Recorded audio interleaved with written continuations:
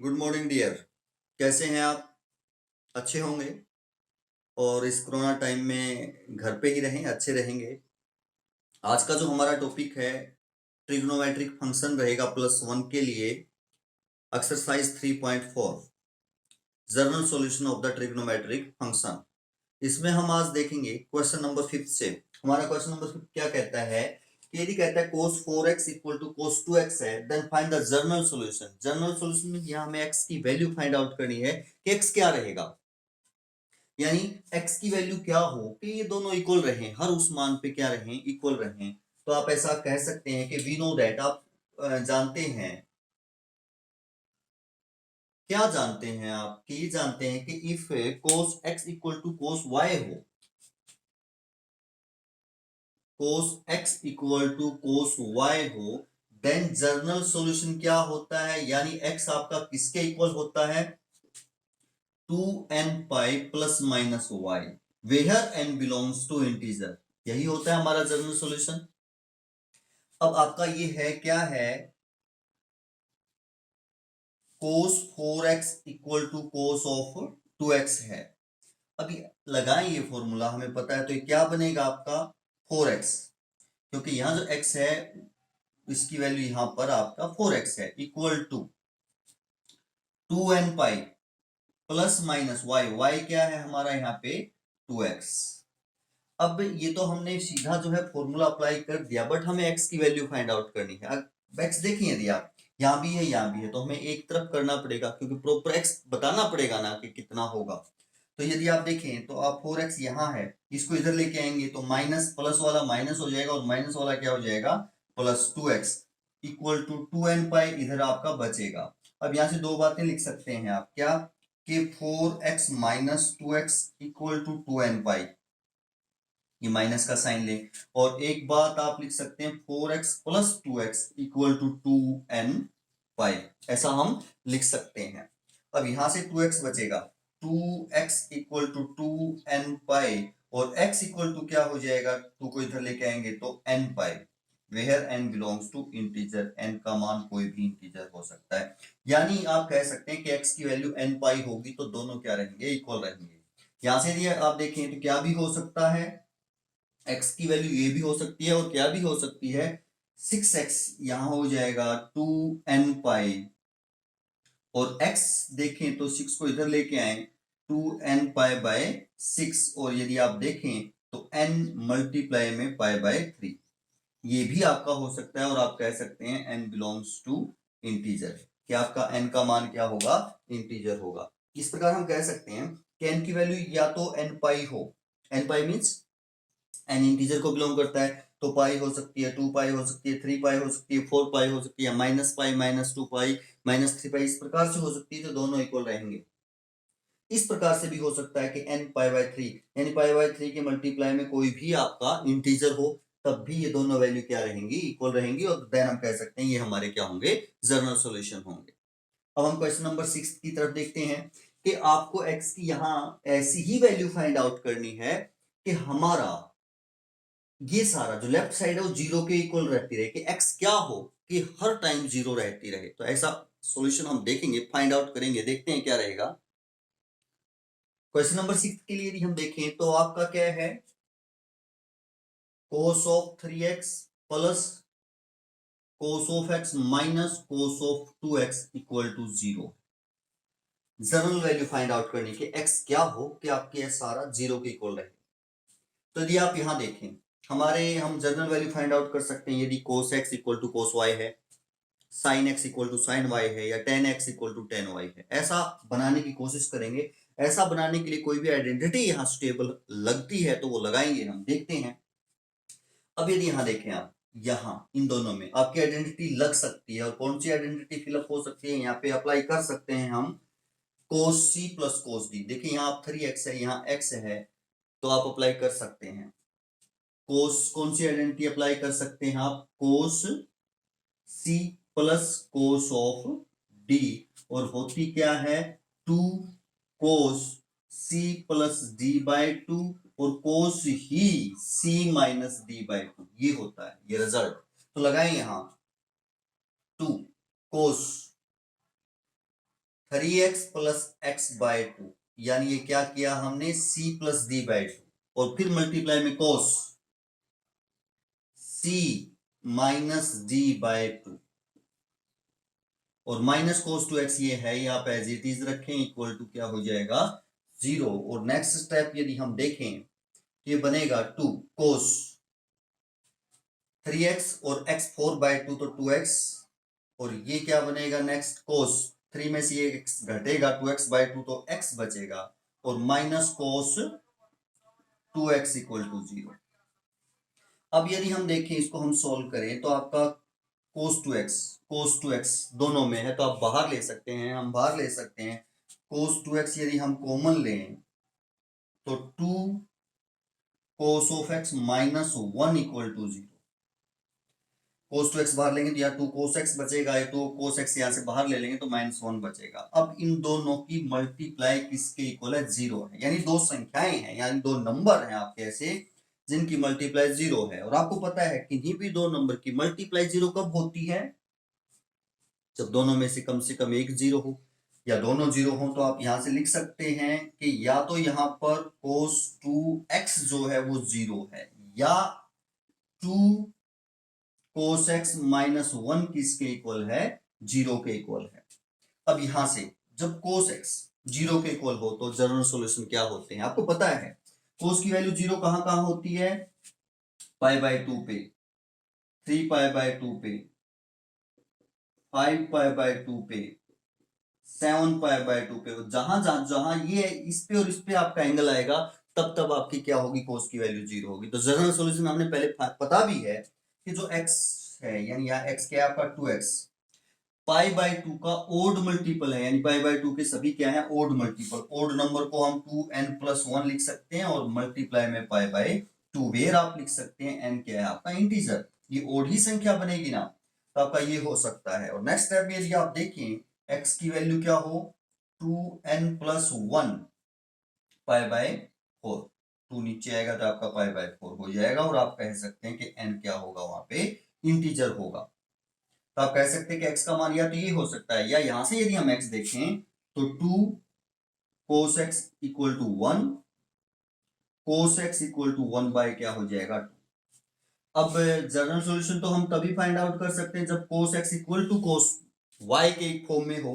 तो 1 बाय 2 को हम cos की फॉर्म में क्या लिख सकते हैं, cos पाई बाय 3 की जो वैल्यू है वो क्या होती है, 1 बाय 2, यानी 1 बाय 2 को cos पाई बाय 3 हम लिख सकते हैं, ऐसा लिख सकते हैं। अब यदि हम देखें तो आपका ये वाला रिजल्ट, कौन से वाला रिजल्ट यहां अप्लाई कर सकते हैं कि cos x equal to cos of y है, then general solution of x, यानी वैल्यू ऑफ आपकी x क्या होगी, 2n pi plus minus y, where n belongs to integer, यही हमारी वैल्यू होती है। तो यहां आपका x क्या होगा, 2n pi plus minus pi by 3, x ही है, और ये आपका y है, y की जगह आपका क्या हो जाएगा, ये पाई बाय 3, और वेयर n बिलोंग्स टू आप कह सकते हैं इंटीजर। तो आप ऐसा कह सकते हैं कि x या तो इस फॉर्म में हो तब भी ये सारा 0 के इक्वल होगा, या x जो है आपका इस फॉर्म में हो तब भी ये सारा क्या होगा, 0 के इक्वल होगा। तो ये आपका जनरल सॉल्यूशन होगा, इस प्रकार हमें फाइंड आउट कर सकते हैं। सिर्फ रिजल्ट लगाए हैं ट्रिग्नोमेट्रिक, वो हमें पता होने चाहिए, और किस प्रकार लगते हैं अप्लाई हमें वो प्रैक्टिस से ही पता चलेगा किस प्रकार हम उन्हें अप्लाई कर सकते हैं। तो नेक्स्ट क्वेश्चन देखते हैं क्या रहेगा, किस प्रकार होगा। नेक्स्ट हमारा 7th क्वेश्चन है। 7th क्वेश्चन में भी हमें जनरल सॉल्यूशन फाइंड आउट करने हैं। तो ये है आपका, तो इसको भी किसी न किसी प्रकार हमें sin x equal to sin y या cos x equal to cos y की फॉर्म में कन्वर्ट करना पड़ेगा, क्योंकि वहीं से हम जनरल सॉल्यूशन फाइंड आउट कर सकते हैं। तो देखें कि कौन सा फॉर्मूला अप्लाई करें। हमारा ऐसा तो कोई फॉर्मूला हमारे पास है नहीं कि sin c plus cos d, वो फॉर्मूला तो है नहीं। हाँ, sin 2x का फॉर्मूला है हमारे पास, वो आप अप्लाई कर सकते हो कि आपका sin 2x को आप क्या लिख सकते हो, 2 sin x cos x आप लिख सकते हो। डबल एंगल है तो हाफ एंगल में आपका ये फॉर्मूला होता है, एंगल हाफ हो जाएंगे, और ये फॉर्मूला आपका sin 2x किसके इक्वल होगा, 2 sin x cos x के इक्वल होगा। ये फॉर्मूला यदि हम यहां अप्लाई करें तो इसको आप लिख सकते हो 2 sin x cos x plus cos x, ये है आपका इक्वल टू 0। अब क्या कॉमन है, आप जो भी कॉमन है वो बाहर ले सकते हैं, cos x दोनों में है तो cos x आप कॉमन ले सकते हैं, तो यहाँ 2 sin x बचेगा, यहाँ 1 बचेगा प्लस इक्वल टू 0। अब आपने देखा कि इन दोनों की मल्टीप्लाई 0 है, दोनों की मल्टीप्लाई क्या है 0, तो आप लिख सकते हैं कि ऐसा होगा या तो cos x 0 है या 2 sin x प्लस 1 क्या है 0 है। अब ये आपका यहां से आप सॉल्यूशन फाइंड आउट कर सकते हैं, यहां से भी हम सॉल्यूशन फाइंड आउट कर सकते हैं। किस प्रकार करेंगे वो देखते हैं। कोस की वैल्यू 0 है तो जनरली कहां कहां होगी, कोस का मान 0 कहां कहां होगा वही बताना है। तो कोस आपको पता है 0 कहां कहां होगा, y एक्सिस पे होगा, y एक्सिस पे पाई बाय 2 पे या 3 पाई बाय 2 पे या 5 पाई बाय 2 पे या 7 पाई बाय 2 पे। उसको क्या लिख सकते हैं मैथमेटिकली, उसको क्या लिख सकते हैं, ऐसा लिख सकते हैं कि x क्या होगा 2n प्लस 1, 2n प्लस 1 क्या है, एक ओड नंबर है और मल्टीप्लाई में pi by 2 where n belongs to integer. ऐसा लिख सकते हैं ना कि ये जो नंबर है आपका ये पाई बाय 2 के ओड मल्टीपल हैं और ओड मल्टीपल पर ही पाई बाय 2 के कोस की वैल्यू क्या होती है 0 होती है, ये पता है हमें। तो जनरल सॉल्यूशन हमने बता दिया। अब यदि यहां से देखें साइन x इक्वल टू -1/2 बनेगा, 1 को आप इधर लेके जाएंगे माइनस हो जाएगा 2, फिर इसके मल्टीप्लाई में तो -1 के डिवीजन में चला जाएगा। अब sine x equal to general solution find out करने के लिए जो कोई भी टर्म है उसको साइन में ही कन्वर्ट करेंगे ना हम। तो देखें साइन x माइनस ऐसे कैसे 1/2 को क्या लिख सकते हैं पाई बाय 6 लिख सकते हैं, 1/2 को क्या लिख सकते हैं हम पाई बाय 6, क्योंकि साइन पाई बाय 6 की वैल्यू 1/2 होती है, ऐसा हम लिख सकते हैं। बट ये तो माइनस बाहर है। अब हमारे पास जनरल सॉल्यूशन तो इस फॉर्म में होते हैं कि यदि sine x equal to sine y है तो हम फाइंड आउट कर सकते हैं, बट यहां तो sine x equal to minus sine y है तो माइनस को भी हमें एडजस्ट करना पड़ेगा। साइन x इक्वल टू, अब साइन में ही रहना चाहिए, किसमें ही रहना चाहिए, साइन में ही रहना चाहिए, क्योंकि sine x equal to sine y वाला अप्लाई करेंगे हम तो, और माइनस भी एडजस्ट होना चाहिए। तो क्या लिख सकते हैं, आपको पता है कि कहां ट्रिग्नोमेट्रिक, कौन से अलाइड एंगल पर ट्रिग्नोमेट्रिक फंक्शन चेंज नहीं होते हैं, एक्स एक्सिस वाले जो अलाइड एंगल बनते हैं वहां ट्रिग्नोमेट्रिक फंक्शन चेंज नहीं होते हैं।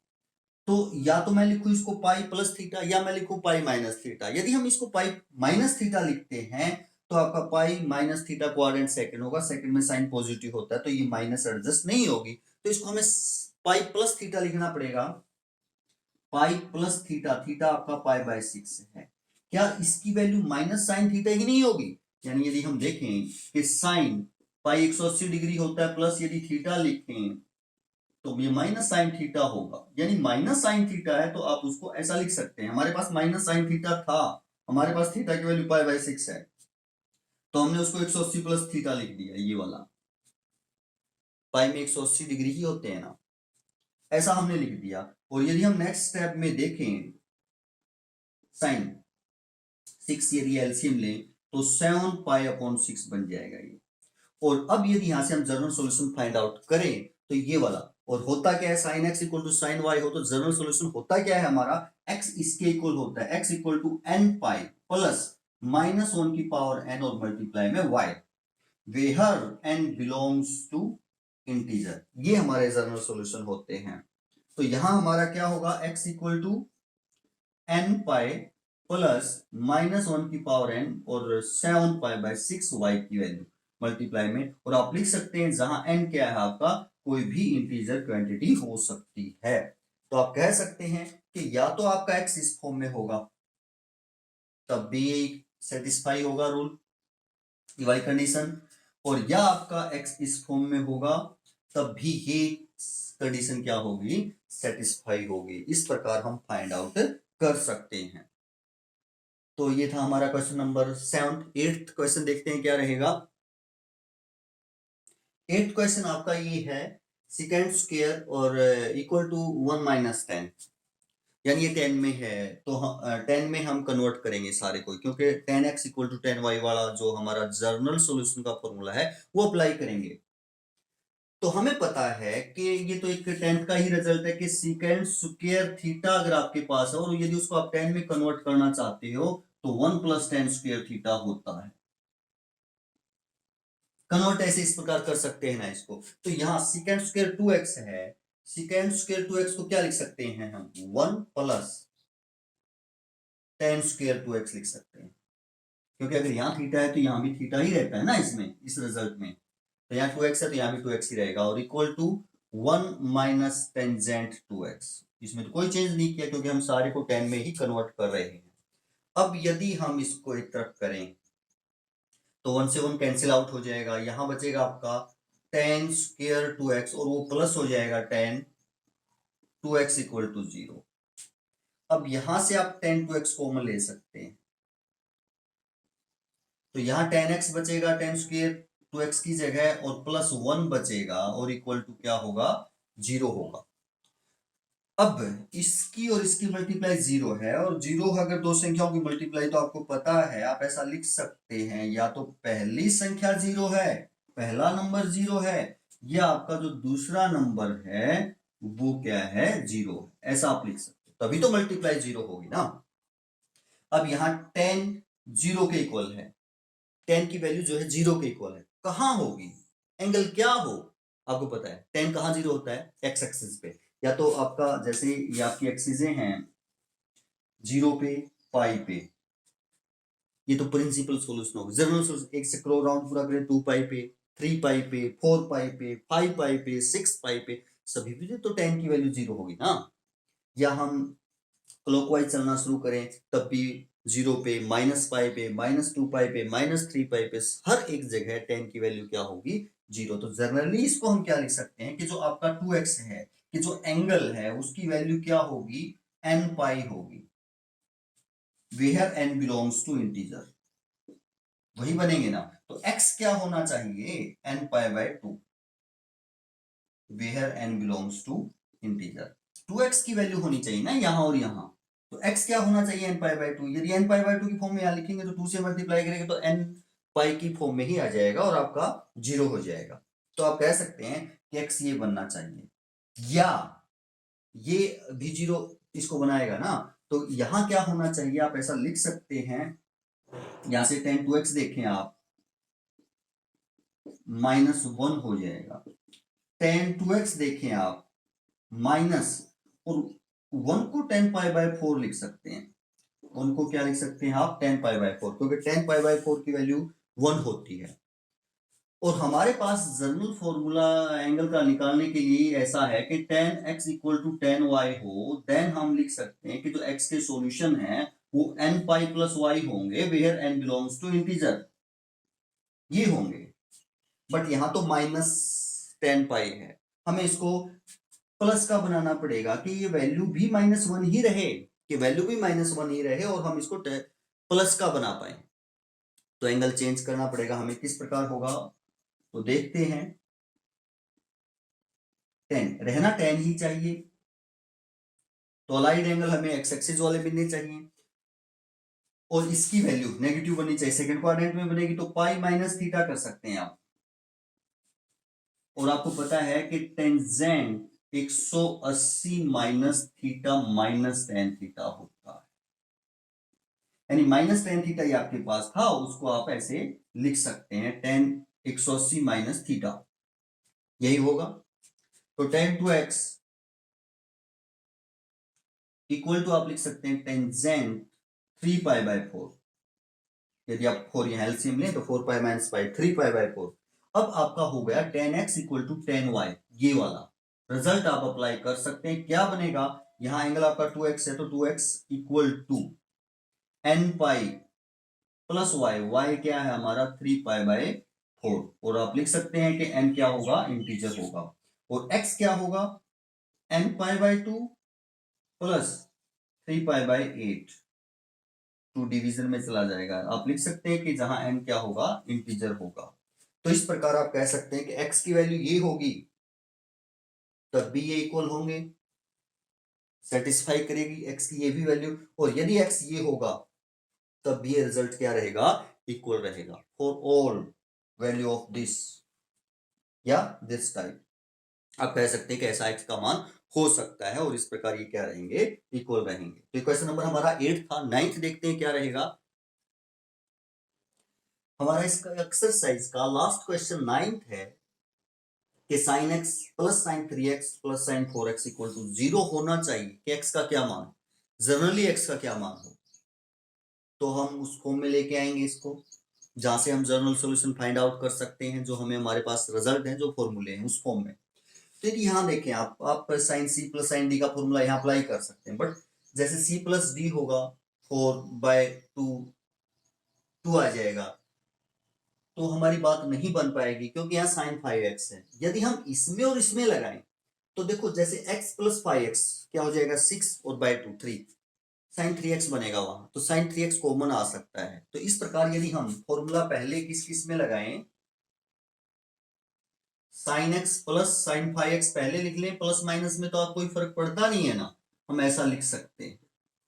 और इन दोनों में हम पहले फॉर्मूला अप्लाई करें तो हमारा साइन 3x दोनों में कॉमन आ जाएगा और आपका sine c plus sine d होता क्या है 2 sine c plus d by 2 और cos c minus d by 2, ये हमारा रिजल्ट होता है। तो इसके अंदर यदि हम लगाएं तो 2 sign x plus 5x by 2 यानी c प्लस डी बाय 2 और cos x minus 5x by 2 c minus d by 2 और प्लस क्या है आपका साइन 3x इक्वल टू 0, ऐसे कैसे हमने लिख दिया, इन दोनों में लगाया। और यदि आप देखें तो क्या बनेगा 2 sine 6x by 2 3x cos minus 4x by 2 तो माइनस 2x होगा plus sign 3x equal to 0। अब यदि हम देखें दो टर्म है ये और दोनों में ही साइन 3x क्या है कॉमन है, तो हम साइन 3x कॉमन ले लेंगे, बाहर ले लेंगे, साइन 3x हम बाहर ले लें तो यहां बचेगा 2 कोस 2x। ये हमें फॉर्मूला अप्लाई कर दिया यहां कि कोस माइनस थीटा, कोस माइनस थीटा में पता है कोस थीटा ही होता है, तो इसको 2 कोस लिख ही सकते हैं, प्लस 1 बचेगा यहाँ पे क्योंकि आप कॉमन तो ले ही चुके हैं साइन 3x, तो यहाँ 1 हो जाएगा इक्वल टू 0।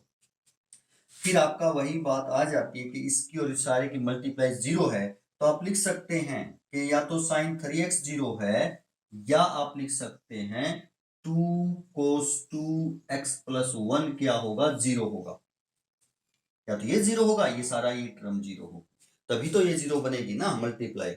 तो यदि यहां से देखें साइन 0 है, साइन 0 कहां होता है एक्स एक्सिस पर जो एंगल बनते हैं 0 या पाई या 3 पाई या 4 पाई, तो आप कह सकते हैं जो ये एंगल है 3x n पाई होगा, जहां n क्या होगा आपका इंटीजर होगा, तो x देखें तो क्या होगा n पाई बाय 3, n तो इंटीजर ही रहेगा। आप ऐसा कह सकते हैं कि x की वैल्यू यही होगी। या यदि यहां से देखें आप 2 cos 2x इक्वल टू -1 होगा और cos 2x -1/2 होगा और cos 2x, अब हम जनरल वैल्यू तो तभी फाइंड आउट कर सकते हैं ना जब cos x equal to cos y हो, तो इसको यदि हम cos में कन्वर्ट करें तो माइनस यदि हम ऐसे कैसे रखें तो cos 60 की वैल्यू होती है, cos कितने डिग्री की वैल्यू होती है 60 डिग्री की वैल्यू होती है। बट अब यदि हम इसको माइनस cos है cos में कन्वर्ट करें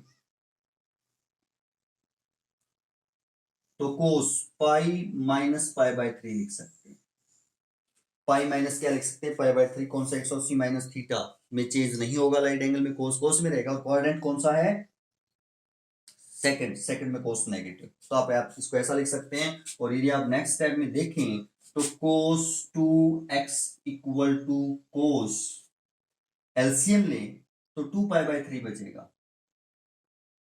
अब cos x equal to cos y हो, यदि cos x equal to cos y हो तो x क्या होता है 2n pi plus minus y where n belongs to integer, यही वैल्यू होती है ना x की।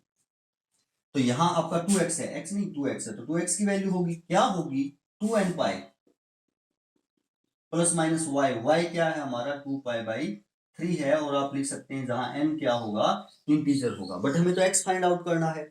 ये तो 2x की वैल्यू है, तो x क्या होगा, 2 से डिवाइड कर देंगे तो n pi plus minus pi by 3। तो यहां से भी कट जाएगा, यहां से भी कट जाएगा, where n belongs to integer. तो आप ऐसा कह सकते हैं, यानी आप कह सकते हैं कि ये सारा जीरो बनेगा कब, यदि या तो x इस टाइप का है जो x है केवल, या x आपका इस टाइप का है, इस फॉर्म में है तब भी सारे की वैल्यू जीरो होगी, इस फॉर्म में है तब भी सारे की वैल्यू क्या होगी, जीरो होगी। इस प्रकार हम जनरल सॉल्यूशन फाइंड आउट इनके कर सकते हैं। तो आशा है ये एक्सरसाइज आपको समझ में आई होगी, अच्छे से आई होगी। तो करते रहिए और आगे बढ़ते रहिए। आगे बढ़ना ही क्या है, जिंदगी है। और आप आजकल जो है ज्यादा ही फोन का जैसे यूज कर रहे हैं, क्योंकि हर एक टॉपिक तो आपको ऑनलाइन ही पढ़ना पड़ता है।